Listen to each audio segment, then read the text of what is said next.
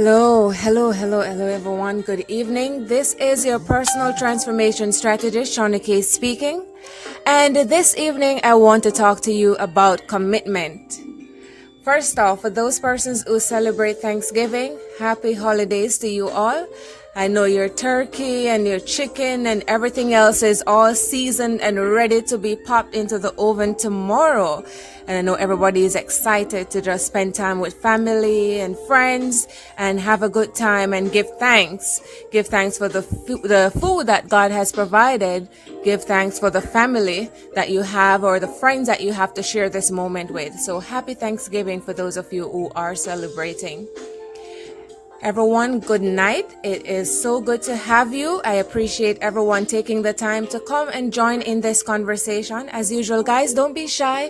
Feel free to share your views. Feel free to ask your questions, to let everyone know what you're thinking and what are your suggestions or anything else that you might have to add to the conversation. This evening, we're talking about commitment. And specifically, the topic is make a commitment to improve yourself every day. Make this a lifetime undertaking. And this is a very broad topic to be looked at from many different perspectives. Know that we are open to all suggestions. Nothing is too silly. No question is stupid except the ones you don't ask. Of course, if you don't want to ask your questions openly, feel free to inbox me and I will answer your questions as well. However, I always like when you make your suggestions or your comments in the open space so that other persons can benefit and give their 2 cents as well. Hi, Miss Powell. Hi, Saffron. Happy Thanksgiving to you too. Thank you. And I see a lot of persons here. I see Mr. Fisher, Miss Bennett, Mr. Forsyth. Thank you all for joining me. So this evening, I am going to be focusing on 3 main areas as I discuss this topic of commitment. Thank you, Ms. Powell. It's good to have you. As I discuss this topic of commitment, I'm giving you my suggestions, and I'm not suggesting that you have to accept this wholesale or that there are no other perspectives. This is just how I feel and what I think are the things that we should commit to. So with that said, here are the points that I will be focusing on this evening. The first thing is that I believe our first commitment is to God. That's what I believe. The second thing is, or rather our second commitment is to our family and to ourselves. The third point that I will be discussing is the fact that as you expand yourself and begin to know yourself more, to know yourself better, you will see it reflecting in the different areas of your life. And finally, it is my belief that commitment is required just for you to survive in today's world. So those are the 4 points that I will be discussing with everyone this evening. Again, your first commitment is to God. Our second commitment is to our families and to ourselves. Thirdly, as we expand ourselves and begin to better our best, we will see these things reflecting in the different areas of our lives. And finally, I submit that commitment is required just for us to survive in today's world. Let me know what you think. Feel free to share the broadcast as we discuss this topic of commitment this evening. And if you are not yet a member of the Facebook group Manifest Your Greatness Now, go right over and join that group as soon as we're finished with this discourse. Remember, going forward, the focus, well, no pun intended, but the main mantra that is taking me forward is focus. And I think this goes nicely hand in hand with commitment. I am choosing different things to focus on at different times. And as I develop content to share with you, this is one of the things that you will see. This is one of the themes that you will see repeating throughout whatever suggestions I make, because everything is centered around focus. I believe that what we focus on is what will multiply and expand in our lives. And soon people will be able to associate us with these things. Now, whether or not your aim is to have other people look at you for what you do or to have yourself stand out because of what you do, no matter what your aim is, the fact is whatever you focus on is going to increase and eventually manifest itself in your life. Thank you all for sharing. So, with that said, bearing in mind that going forward the mantra is focus, Tonight, our focus is on commitment. And as I begin to discuss this topic, I just want to remind those persons who are just joining that specifically the topic is make a commitment to improve yourself every day and make this a lifetime undertaking. So it is not a case whereby I am suggesting that you do it for a few moments, for a few days or a few weeks and then forget it. Commit to developing yourself and improving yourself every single day. Make this a legitimate part of your day, something that you plan for. What area of your life are you planning to develop tomorrow? What is it that you plan to commit to tomorrow? That's how I want you to look at it. Oh, it's nice to see you, Mr. Fleming, Mr. McLeod, Mr. Hall, Mr. Cochrane. So many people on here tonight. Thank you all for joining. I know tomorrow is the big day for many people, so I appreciate you coming on to join me. So let's get this conversation going. Now, according to Psychology Today, commitment evokes a strong sense of intention and focus. Wow. And I believe that's a nice segue because, like I said, our mantra going forward is focus. So Psychology Today postulates that commitment evokes a strong sense of intention and focus. It typically is accompanied by a statement of purpose or a plan of action. So when you speak about commitment, you usually know what it is that you want or what it is that you want to achieve. And then you set out a plan that will help you to get there. And essentially what they're saying is that that is what commitment is all about. In fact, Tony Robbins, a notable motivational speaker and life coach and author, among other things, said that the only limit to your impact is your imagination and your commitment. In other words, like many others who went before him, as early, I can remember, as the 10th century from things that I have read, for many persons who went before him, he is saying that anything is possible. There are no limits to what you can achieve. There are no limits to what you can do. It is all about how committed you are. And so many persons have spoken on this topic. I'm talking about established individuals with a lot of credibility, such as Mel Robbins or Dr. Angela Duckworth, who wrote the book Grit. And she says that you achieving success in life is not so much about the talents alone, but about the grit and the commitment and the dedication that you have, dedicating your time to working hard. That is essentially what gives you the results that you want in life. And for those persons who have seen the film I Am Bolt, that is based on the runner Usain Bolt, and we all know what a legend Usain Bolt is. You will see true commitment reflected in how he trained to prepare for his different races over the years. And a lot of persons would want to write off his prowess on the basis of just talent, or Jamaicans would like to think that it's just based on the food that he eats. And while those things no doubt have contributed to his success over the years, undoubtedly, his indomitable resolve to commit to his art, to commit to his talent, to commit to developing himself is what ultimately allowed him to win so many times and to do so well and to stand out. So if you want to develop any area of your life, I submit that you need to mentally and consciously commit to the development of those areas. So with that said, my first point of reference or my first point of departure is that our first commitment should be to God. Hi, Misha. It's so good to see you, sis.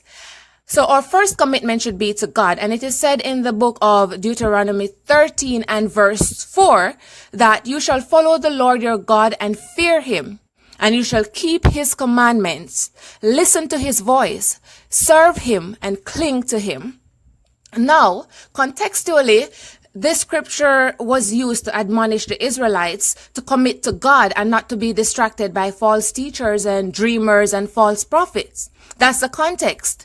Even so, what I get from the scripture is that we are required to commit to God. And we see this coming out in the scriptures from many different angles. It is said, seek ye first the kingdom of God and all his righteousness, and all these things shall be added unto you. It says that you should not be conform to this world, but be transformed by the renewing of your mind.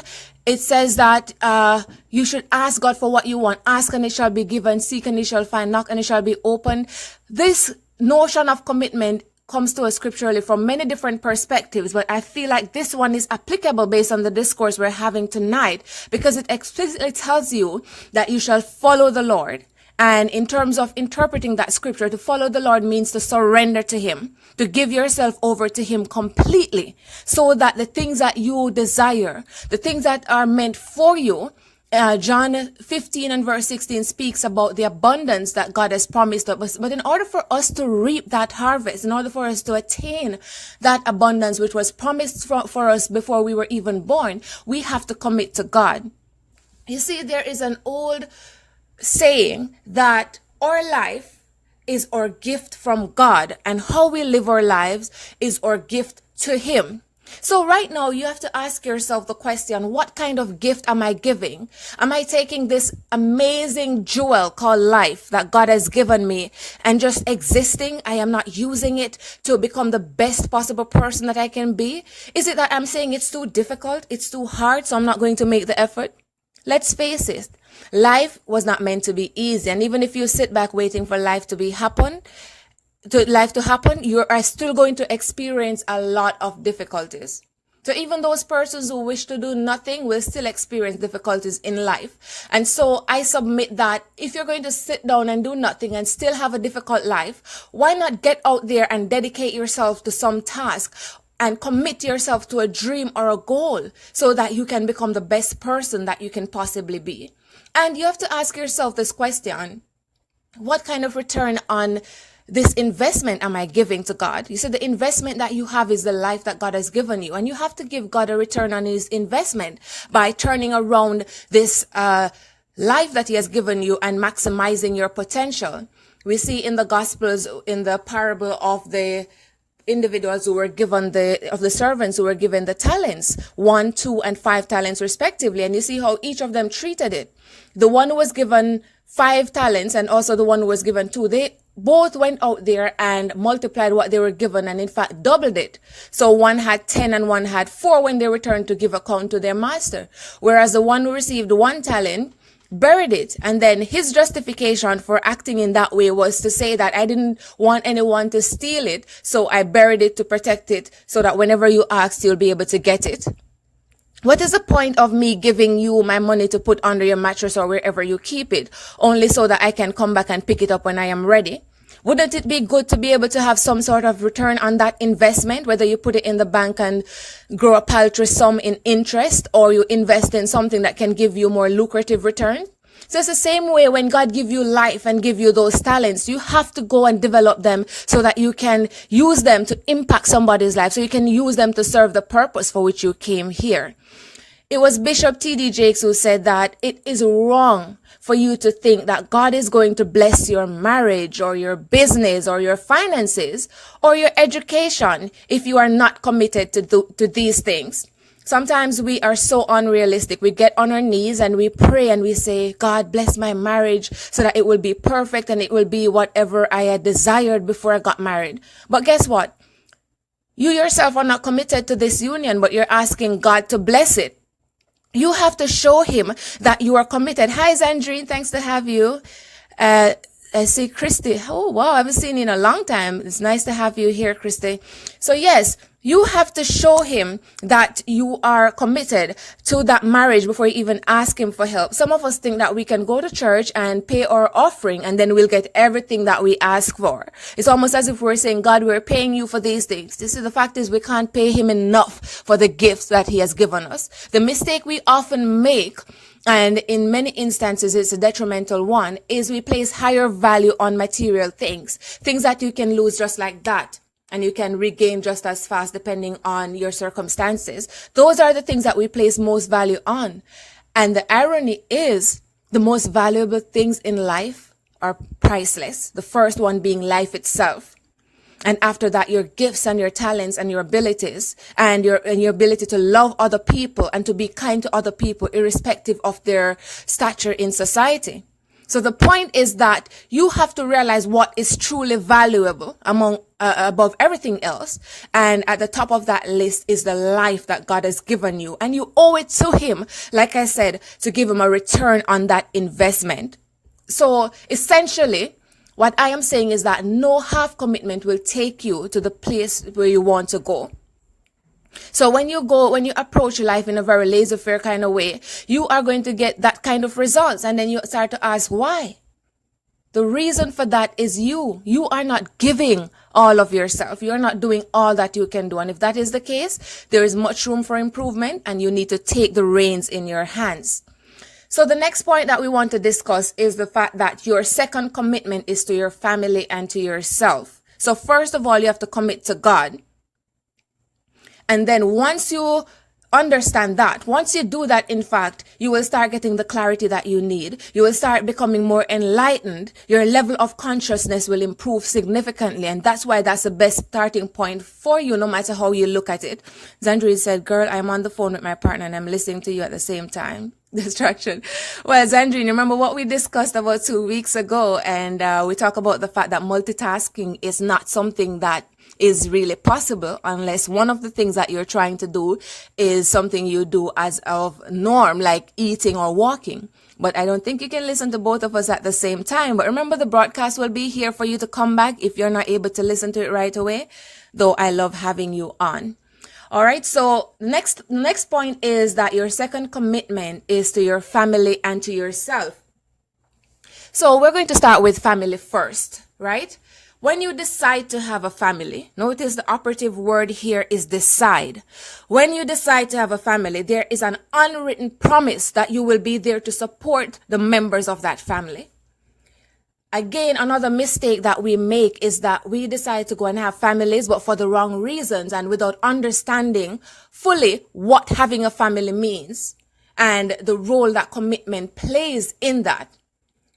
I see Nordian. Hi, sis. Thanks to have you. So family is very important, and many people make the mistake of starting families before they're ready. And because of that, thanks, Zandrine. Thank you. I appreciate that. And because of that, we wind up losing out because we don't understand the important role that commitment has or hold in the family setting. So like I said, there is an unwritten promise that you make to your family when you decide to have one. And it means that you have to be there to support them. And support comes in many different forms. It's an all-encompassing term, meaning supporting them financially if you can, emotionally, spiritually, in every way, and letting them know that you're there for them. That's why it is so important for you to commit to God, because when you commit to God, you understand the role that you play in the family. If you're a man, you know that you are the provider and protector of your family, and you ought to step into those roles and to play your role effectively.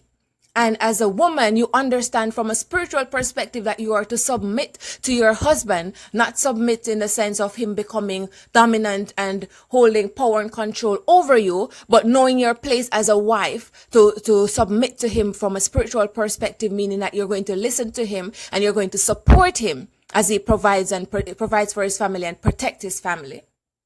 So essentially what I am saying is that the fulfillment of this unwritten promise that you make to your family, it shows up in your actions. So if you're always absent, if you're never there to lend a listening ear to know what it is that is hurting them or what vices are preventing them from advancing, if you're not there to do any of those things, then already you are failing at this promise that you have made to them.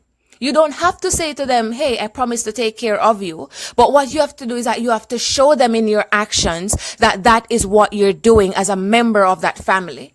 Many times we get this so wrong. And then when we don't get what we would desire in return, we say that our family doesn't love us or I was treated less than, not realizing that we have a role to play to show that we care first. You don't have to wait on someone else to do it first because they are the mother or because they're the biggest ones. If you recognize that this is something that is important, irrespective of where you fall in the family, you recognize that it's important. Why not start with yourself?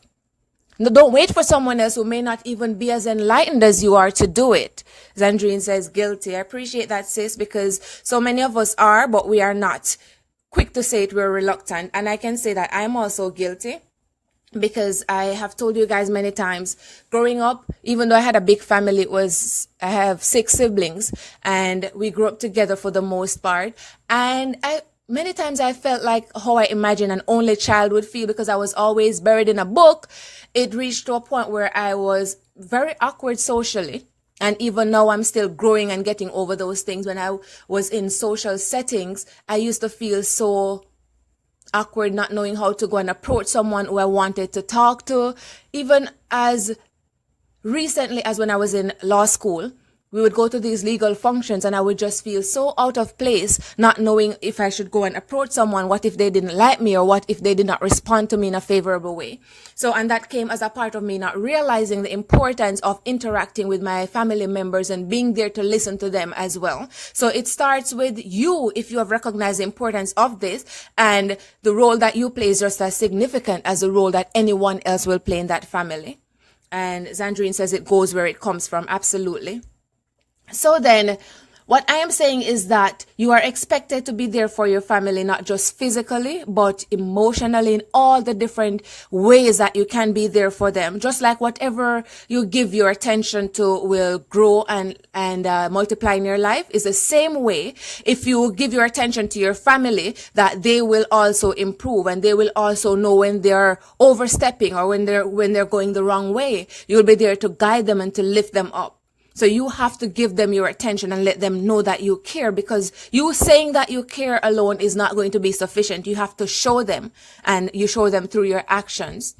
You know, ever so often we say, oh, family is everything. There's nothing like family. But do we really act like that? Many of us don't. We say it because it is the going fad or it is what everyone else is saying.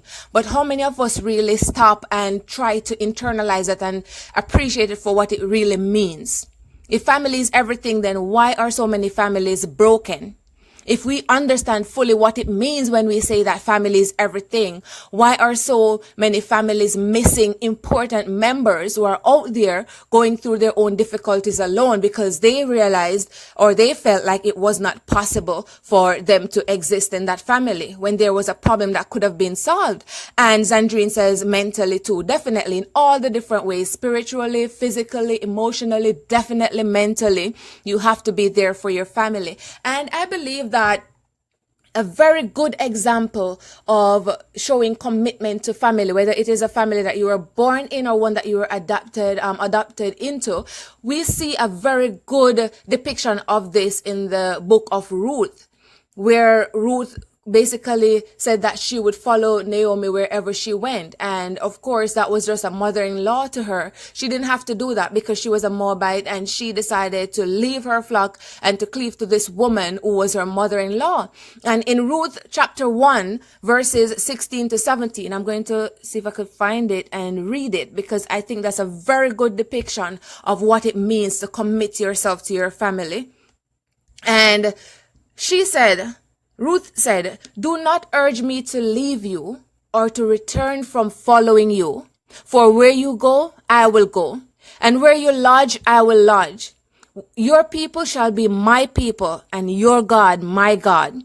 Where you die, I will die, and there will I be buried. May the Lord do to me, and more also, if anything but death parts me from you." Wow, that is a mind-blowing scripture, because that shows you that she is willing to commit to her mother-in-law as a member of her family. And she's telling her, no matter where you go, I will go with you. I think that's an amazing depiction of commitment as shown in the scriptures. And what I like about this is that even though this God that Naomi told her about was different from anything that Ruth knew growing up, she was not hesitant to accept him. So many of us might be hesitant to commit to God, even though I said that this is a number one commitment. We might be hesitant because we don't fully understand this whole notion of God. There are lots of skeptics. There are lots of people who don't even believe there is a God. And there are a lot of persons who don't understand the role that God plays in their lives. So they're reluctant to accept this. But all you need to do is to accept that there is a power operating greater than you. That power is God. That power is responsible for the abundance that you see around you. And you owe it to him to commit yourself to him. Believe me, he will hold your hand and he will walk you through it. Even if you're a skeptic, just be open-minded and to talk to him.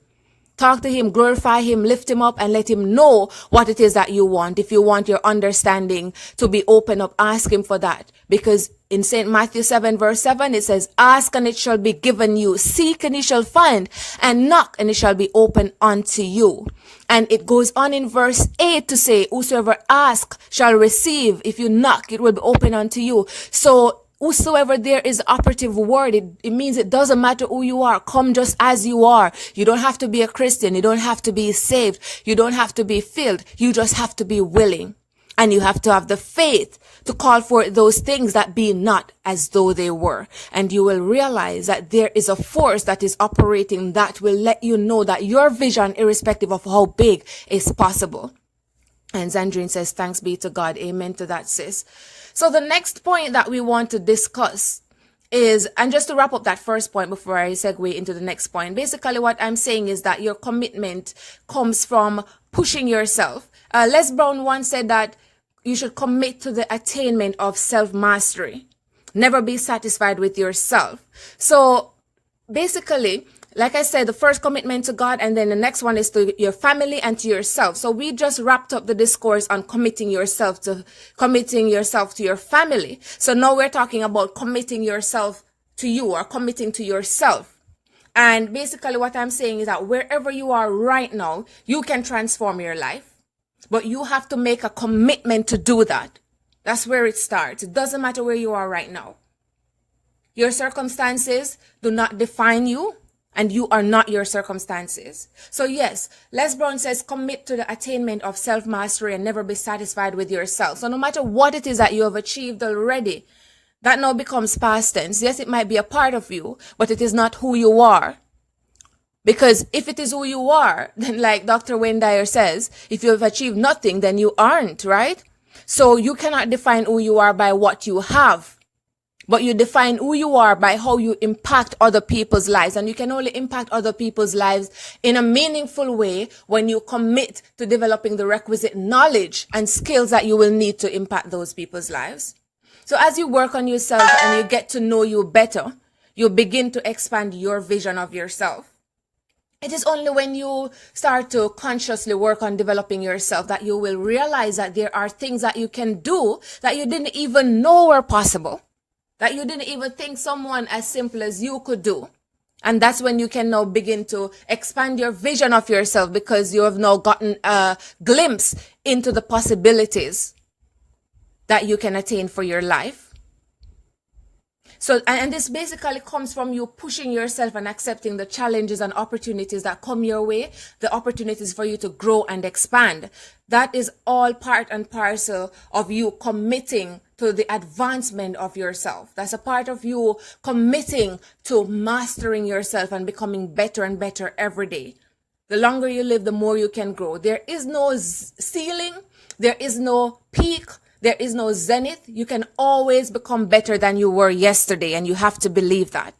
So the third point that we want to discuss now is the fact that as you expand yourself and begin to better your best, you will see it reflecting in the different areas of your life. And I'm talking about every single area of your life. And this is not an exhausted list, but I'm talking about the spiritual, the social / relationships, the financial, the physical, all areas of your life. Those things will start manifesting what it is that you're committed to. So if you're committed to treating your body like the temple of the Lord that it is, it means that you're not going to defile your body by eating things that are unhealthy, by eating things that are going to make you get sick. You're going to exercise as best as you possibly can if you're able to do that. Some people can't. But I've seen Lizzie, who I follow on YouTube, she's confined to a wheelchair and she still exercises. There are ways and means of doing things, and you have control over how you treat your body. So when I say that your commitment to yourself will begin to manifest itself in the different areas of your life, this is what I mean. So physically, if you exercise or if you eat right, it will start showing. For those persons who knew me back in high school to the end of my first degree, which was, I was about 21 or so when I finished my first degree, and my face was filled with bumps. And the funny thing was, I had those since I was 12 years old, and I was told that, by the time you get out of your teenage years, they will go away and your face will get clear. So I found myself praying and wishing to be 20 so that they would go away. Of course, that was very simplistic of me because it's not about the age, right?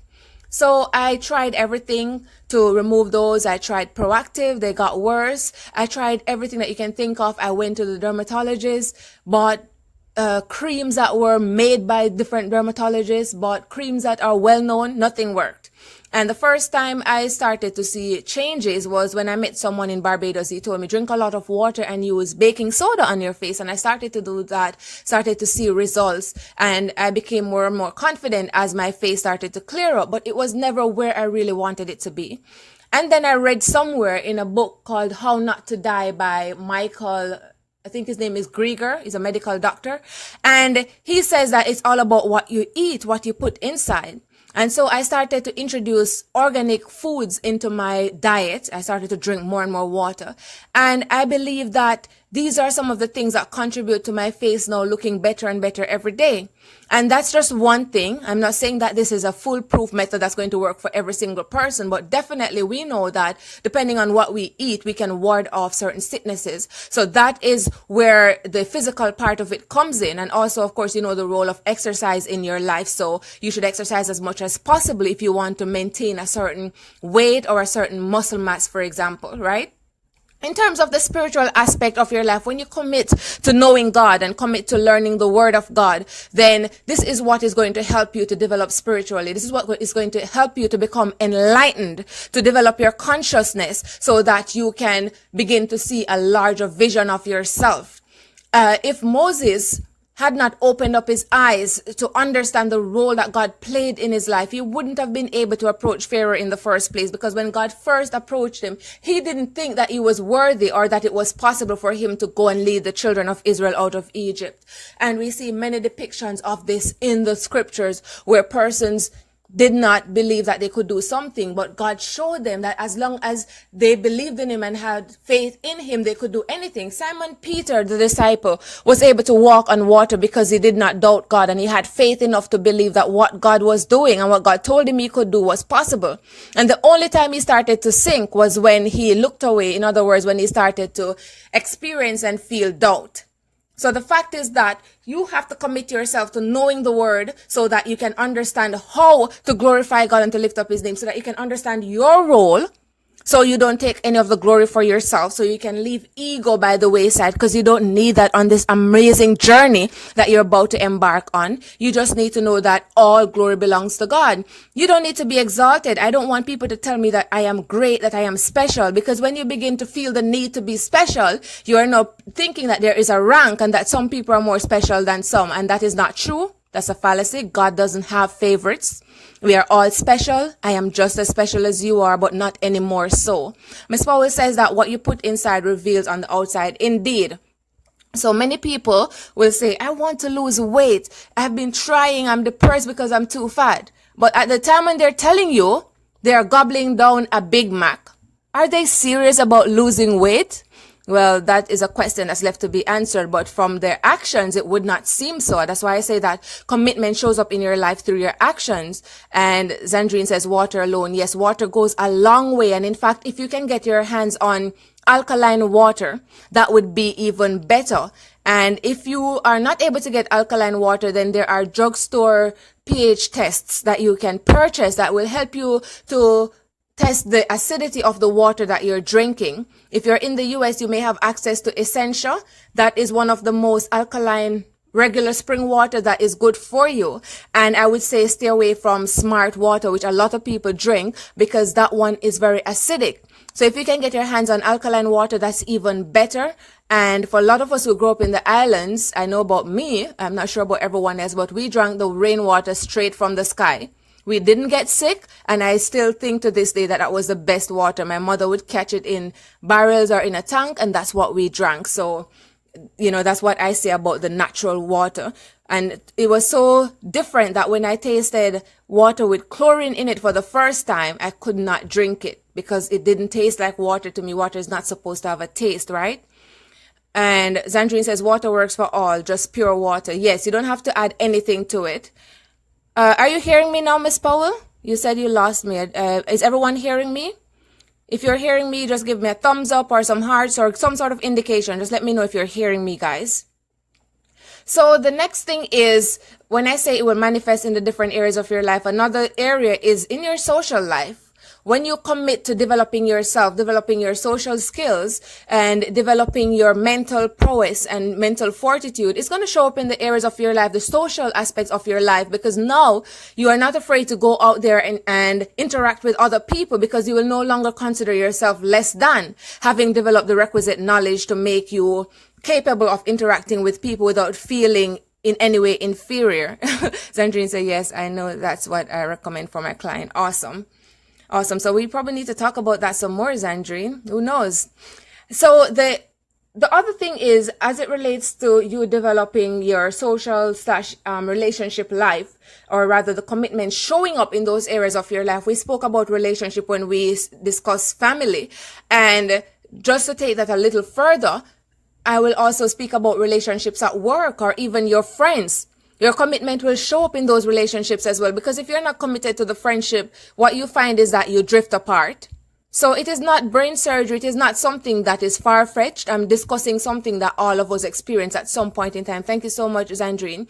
So you have to show your friends that you're committed to the relationship that you have with them. And this again shows up in your actions. You can have friends who know that you are busier than a bee, and they will still not leave you because they know that despite your busy, hectic schedule, you find time for them. So it's not about whether or not you're busy. If you care about your friends, you're going to find time for them. And if you care about the same way how if you care about your family, you're going to find time to commit to them, is the same way with your friends. So it was Vince Lombardi who said that the quality of a person's life is in direct proportion to their commitment to excellence, regardless of their chosen field of endeavor. So when you commit to excellence, that's what really determines the quality of your life, the kind of life that you have. You don't have the kind of life that you desire because you are lucky or because you are pretty. Those things, short-lived. And that's why when we speak about the proverbial lottery winner who had no sort of education in how to manage his finances, and if he doesn't hire the right person to help him to do this, in no time at all, he will wind up just where he started, or even worse. He may even wind up bankrupt because he had no skills in money management. So that person didn't spend time committing to excellence and developing themselves.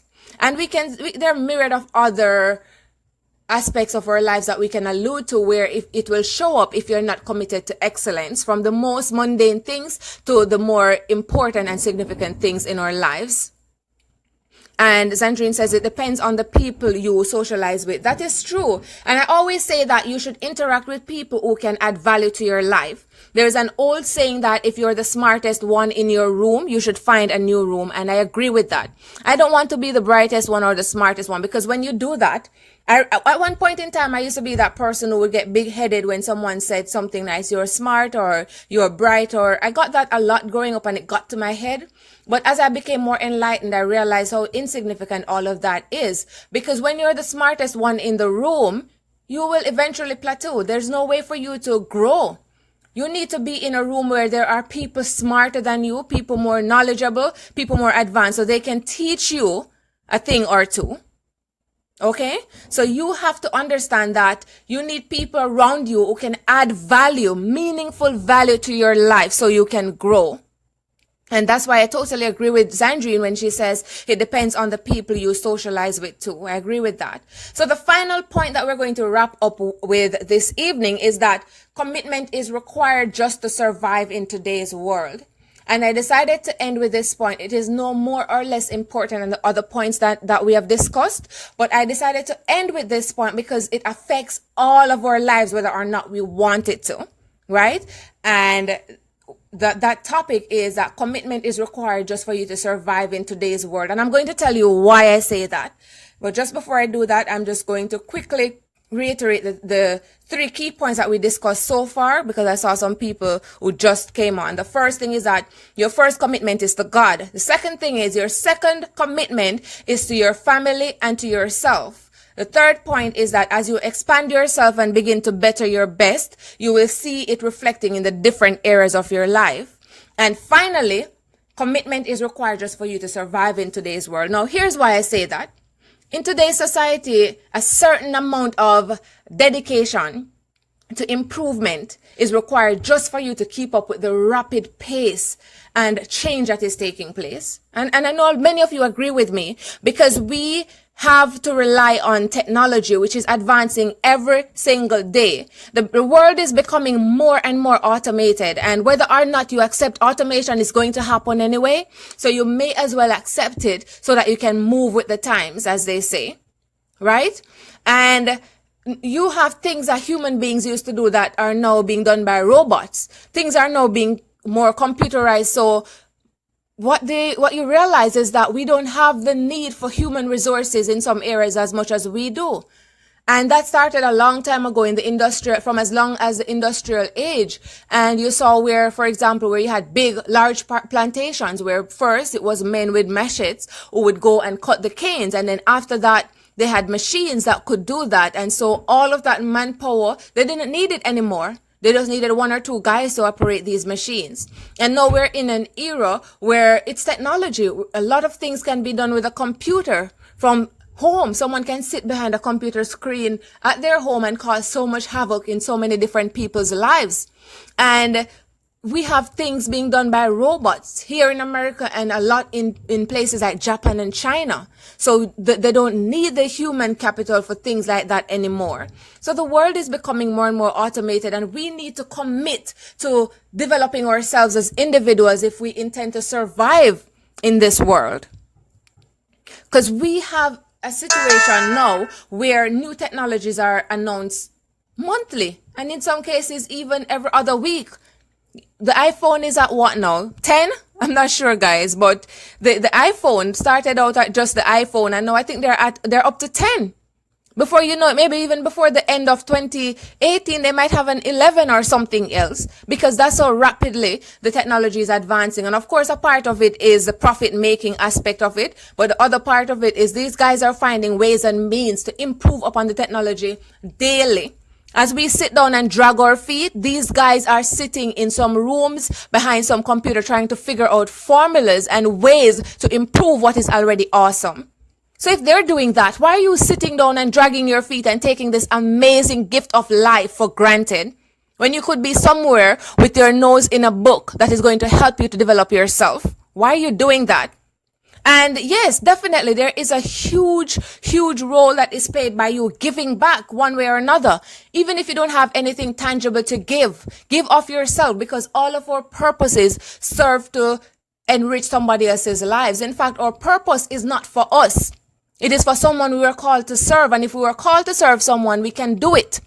So you have to be cognizant of the fact that you have to give back in one way or another. Even if you can contact your old high school or your old primary school and ask them, can I come and talk to the students? I feel like I want to motivate them. I feel like I want them to know that even though I was like them at one point in time when I was their age, they can still be that amazing nurse or doctor or teacher that they want to be. A lot of them are going through turmoil. Just the other day, I saw a very disturbing video on social media of a little young boy in Jamaica, 13 years old, who felt like he was at the end of his life. He was ready to give up, and he made a video before committing suicide. He was only 13. So a lot of our children are suffering. A lot of our children are experiencing turmoil, and we're all wrapped up in ourselves, not realizing that we can help to make their lives different. What wouldn't I have given in high school to have someone come back and say, hey, you know, I graduated 5 years ago. This is where I'm coming from. This is where I am right now. These things can help a lot. So yes, Zandrine, I completely agree with you. Giving back in as many ways as is possible is very important to you developing yourself and showing your commitment to the improvement of humanity. Right? And Mr. Robinson says, good night. Blessings to you. I know that you are doing okay. God is with you. Bless you. Oh, definitely. I'm doing great because I have life, and I am very grateful for that, Mr. Robinson. And Miss Powell says we're in the technologically advanced age. Definitely. Zandrine said, do you hear anything about people putting chips in people in Jamaica? I don't know anything about that, but I would say don't get scared about those things, Zandrine. Because whatever is going to happen, it will happen. And if you allow yourself to be freaked out and to be overcome with fear, you are preventing yourself from living a fulfilling and happy life. People are going to be evil. People are going to continue to make atomic bombs. People are going to try to come up with ways to wipe out humanity. You can't stop that. But once you do the most important thing, which is to seek God first and to give him power and dominion over your life, you'll begin to realize that nothing else matters.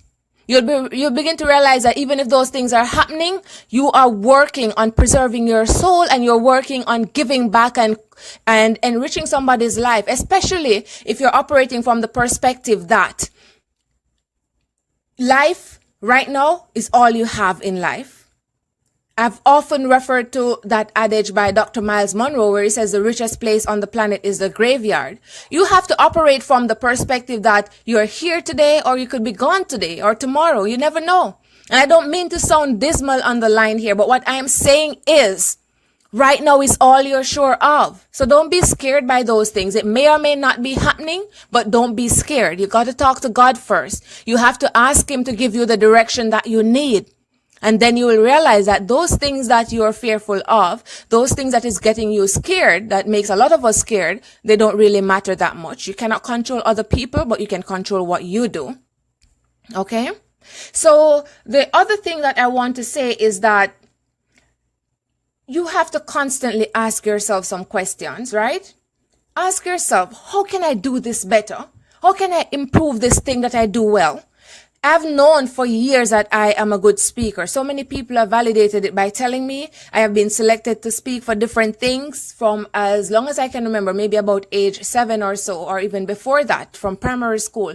Whether I was in speech contest, I was in the debate society, or I was in public speaking, or moot court in law school, you name it. I've always been a talker. I mean, you guys can tell, right? I talk a lot. I'm not ashamed of it. It's what I was given. I was given the gift of gab and I'm going to use it to enrich and empower someone. But I don't just stop there. I've always been good, but I'm not great. And I have greatness within me. The group that I have developed is called Manifest Your Greatness Now. It is operating from the premise that you already have greatness. You just need to hone it so you can manifest it. That's what that is about. So I'm a good speaker, but I am constantly asking myself, how can I develop myself better? How can I become more persuasive? How can I become a better speaker? How can I develop my knowledge base? And this is my starting point to getting myself to where I want to go. So every single day, I am making a conscious, deliberate, determined effort to become better at what I do well. So you have to ask yourself, how can I improve this? How can I make it better? How can I improve this thing that I already do well? So you have to understand that if you don't concentrate on developing yourself, you will make a settlement. That's what is happening to many people in life. One of the reasons why so many people feel unfulfilled is that they have no real plan to develop themselves. They have no real plan to take themselves to the place of their dreams. And so they wind up feeling dissatisfied with their circumstances and feeling unfulfilled because they have accepted a settlement. They're not willing to push themselves and to grow and to learn and to commit to becoming better at what they do. So they feel empty and unfulfilled. Most people without a plan to commit to something wind up at places in their lives that they are not happy with. That's the bottom line, right? So it is not that, basically, right, those people, they did not expect to live their lives at the end of their days. They did not expect to start living when they become cognizant of the fact that their days are numbered. But the fact is they did not have a plan not to do that either. And that's why a ship without a sail or sense of direction is going to wind up someplace. It's just that then maybe that was not where the captain intended for the ship to wind up, but he had no plan, no proper navigation. So he probably ended up on some deserted island, a derelict, because he didn't have a plan. And it's the same way with us as human beings. If we don't have a plan, if we don't commit to developing ourselves and developing certain areas of our lives, we are going to wind up with unfulfilled lives, knowing deep down inside of us that our lives could have been better if we had made a commitment to improve ourselves. So in all of this, though, I want to entreat you not to forget to pace yourself. Don't be trying to doing 10, 20 things at a time. Remember earlier on we spoke about choosing your one thing and developing that. Remember, we're talking about focus, and throughout 2018, you're going to hear me talk about this many, many times, and I'm going to bring you on some of my journey with me so that you can develop yourself and gain more focus and clarity in your lives. But Right now, I'm saying, remember to pace yourself as you choose different things to commit your time and effort to. Make sure that you pace yourself. Don't do too much too fast. Don't watch the people on a parallel sphere, or the people who seem to be rushing ahead. Don't watch them because they're doing things really fast. You don't know their circumstances. You don't know the resources that they have, and you don't even know if they're enlightened enough to not to realize that they're on a journey to burnout. Don't watch them. Just focus on your journey. Ms. Powell says, he who has no vision needs supervision. Most definitely. And if you know within yourself that you lack the vision that you need right at this moment, don't be afraid to reach out to the people who you have identified who may be able to help you. There is nothing wrong in asking for help.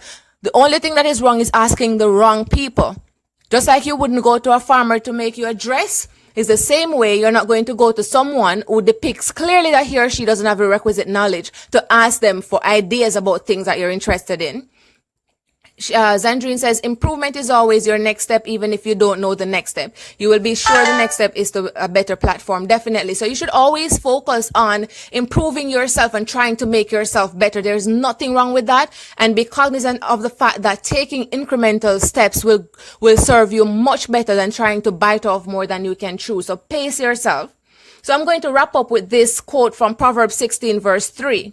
It says, commit your works to the Lord and your plans will be established. I think this is a nice way to sum up this whole conversation because it brings us to the same place where we started. We said that your first commitment is to God.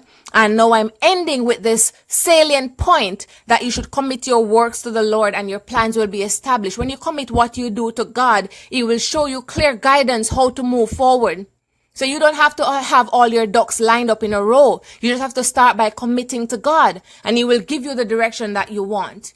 Be decisive about what it is that you want to improve. Don't just say you want to improve your life. What does that mean?